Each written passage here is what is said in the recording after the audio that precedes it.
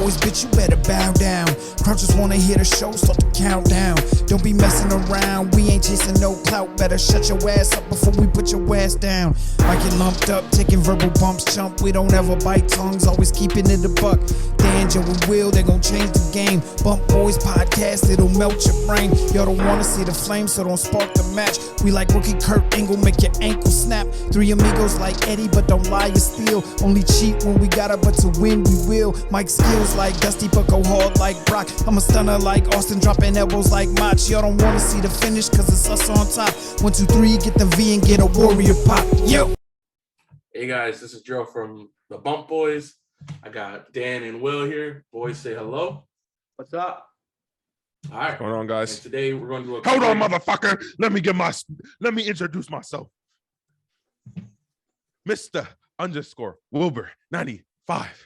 Talk about 92. Danny. And y'all know I just told y'all bitch ass. You don't interrupt the king. Sorry, bro, I'm not in the king. You're not a king. You're not a King William. Don't interrupt me. Your jabroni ass and your punk ass. You don't interrupt me when I'm doing my intros. I didn't even get a chance to finish. You need to change like your Instagram to actual King William. But I don't think the bomb. Anyway, before I was rudely interrupted by a motherfucker. I was rudely interrupted. You let Danny say, "Hey, what's going on?" It's Danny, and then before I could even say, "Hey, what's?" You said, "All right, next on Raw." Rewind it back. All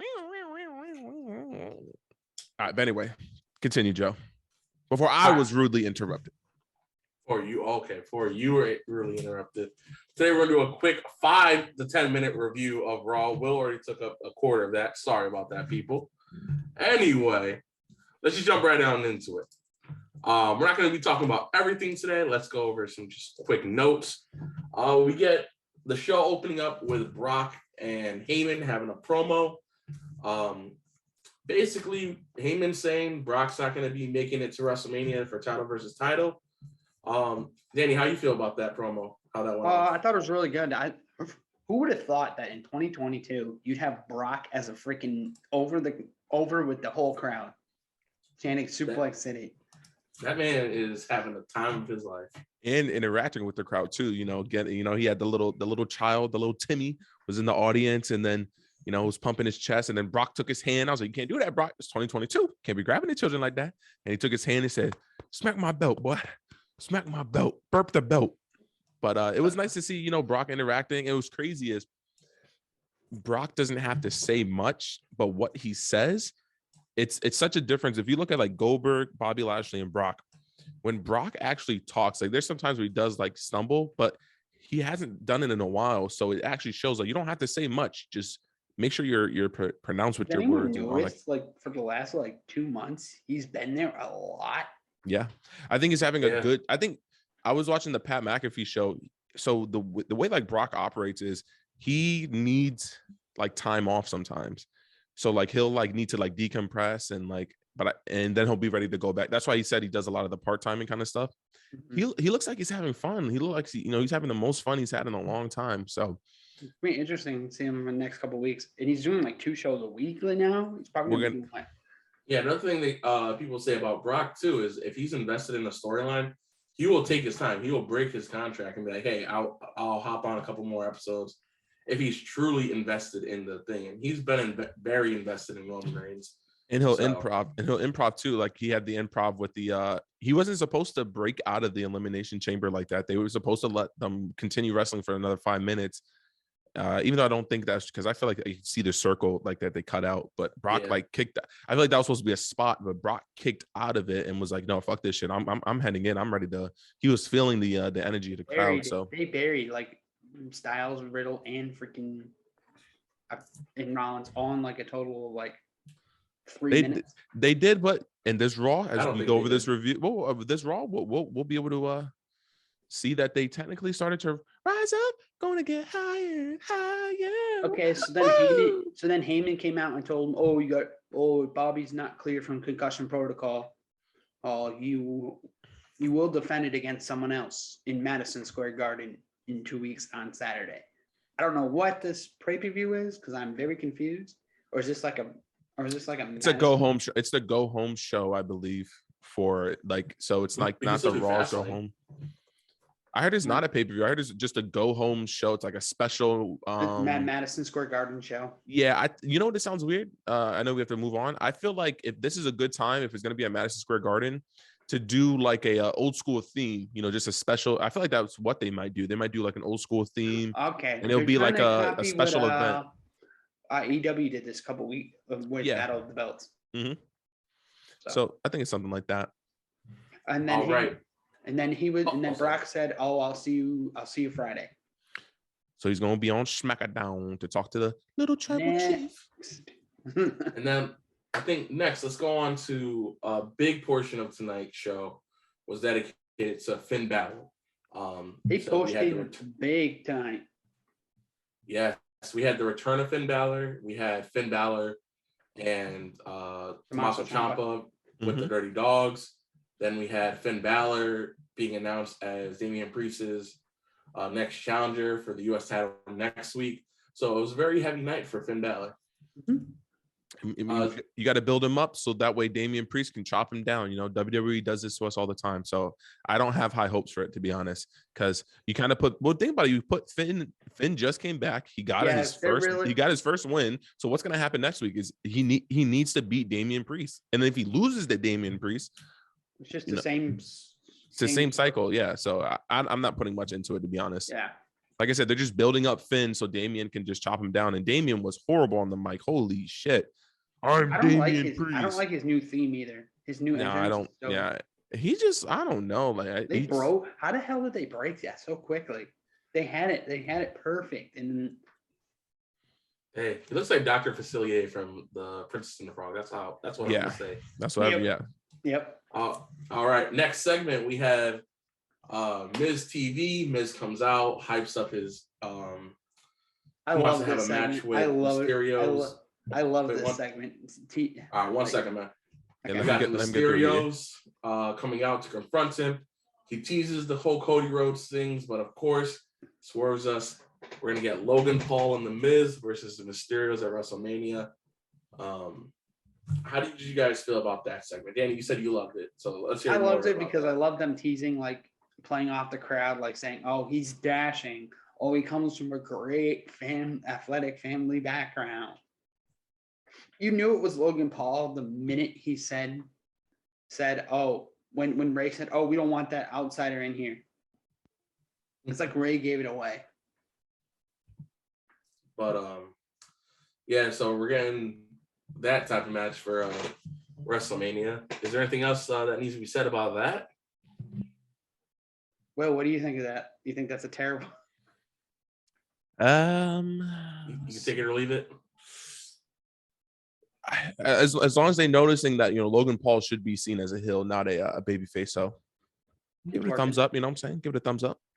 Honestly, that was the worst. You guys remember his the skull crushing finale he did? That was a very terrible skull crush. Yeah, the way he did it. Yeah, he kind of like almost like wrestling, like threw him into the ground versus like letting him fall naturally, like a. But that that just comes with skill. Ensuring that the other person is going to fall with you. I can actually see Logan Paul actually being amazing at this for some reason. He could. He has the charisma, and he's tall. He's athletic. Has the body. But once again, I give it a thumbs up. Logan was good. Logan, support the podcast, my brother. Come on. If you coming into our area, into our business, support some of the smaller people there, Logan. That's all I'm gonna say. All right.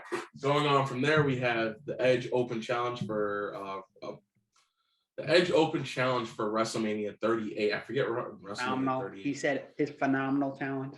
It's phenomenal. Yeah, he said a lot. In the one thing I noticed, who had the same kind of promo earlier in the show?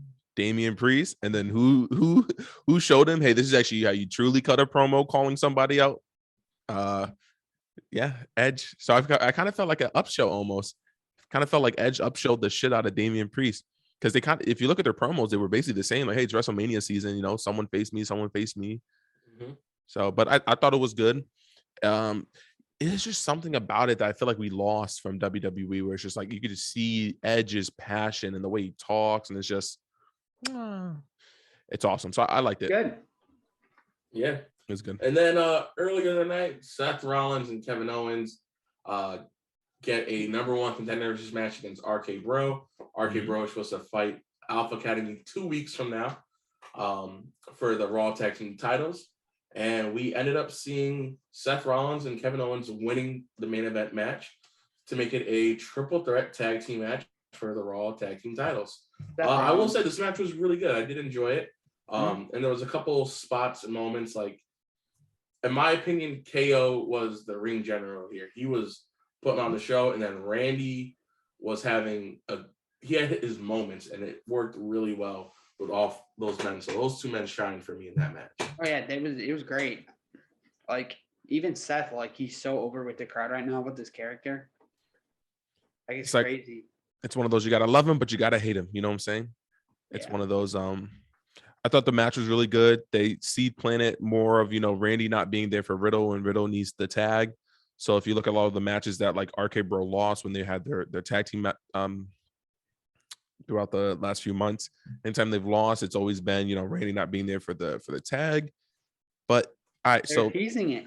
It is. But where do you go from here after? So for example, we're expecting, the whole, like, so does Seth and KO lose and then they fight each other because they're mad that they lost the titles? Like, something happens there. Like, there's a lot of interesting stuff they could do with Seth. I think either if you've been on Seth Rollins' Twitter lately, you've been noticed he's been replying to people with Brock Lesnar memes and Roman Reigns memes. So maybe we get that triple threat. It'd be nice for him to weasel his way in. I think this also is a good time for Alpha Academy too. Thinking it, you win this match in 2 weeks. I reckon you knock off 3 world champions in one match. You knock off the former. It's a future world champion. Yeah, and then you knock off their former United States champion, a former tag team champion. What is it? If KO and Seth wins, you get KO as a Triple Crown winner. Either way, it's going to be a good match in 2 weeks, and I think that was decent. Other than that, the rest of the show was the whole Raw was a little bit mid. These are just some talking points that went pretty well. Yeah. Does anyone have any closing statements they want to make? I will. Seth can really do pretty good with different tag team partners. If he wins this, it's gonna be like his 6th belt with like a different partner. Remember, he won a belt with Jordan. He won a belt with Roman. He won a belt with Ambrose. He won a belt with Braun Strowman. Holy shit! He's been a double champion. I don't even remember that. Yeah, he's won it with Murphy. He's got the most. Yup, Murphy. He's got the most double champions. That's crazy. He's got like 5 or 6 double champions. He's a star. Like I said, he's a superstar. Oh, what's your opinion? My only thing is, was just we had the whole Becky Lynch and Bianca. In my opinion, Raw was good, but we did have the one thing we forgot was the Becky Lynch Bianca segment, which kind of just took the whole SummerSlam and kind of made it full circle. So I thought that was really good in the show, and then I thought the show was kind of a filler show, but it wasn't bad, but it's like a 7 show. It's like it just gets a 7 for me, kind of. It kept me in the loop, I guess. 6.5. It made me fall asleep.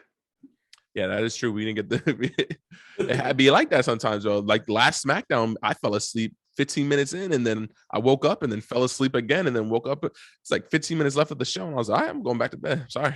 I also am on a new work schedule, so like this is all screwy for me. Yeah. So I give this one a 6. It wasn't, or I guess I can give it a 6.5. Set up a couple feuds for hey, open season for WrestleMania. I think next week would be the show they really need to put some eggs in their baskets. But overall, I think overall it gets a 6.75 as a consensus from our rankings, and that's it. I think that's about it. Any other things you guys want to say? Nope. All right. This has been Joe, Danny, and Will from the Bump Boys. Make sure to like, comment, and subscribe, and have a great day. Signing out. Peace.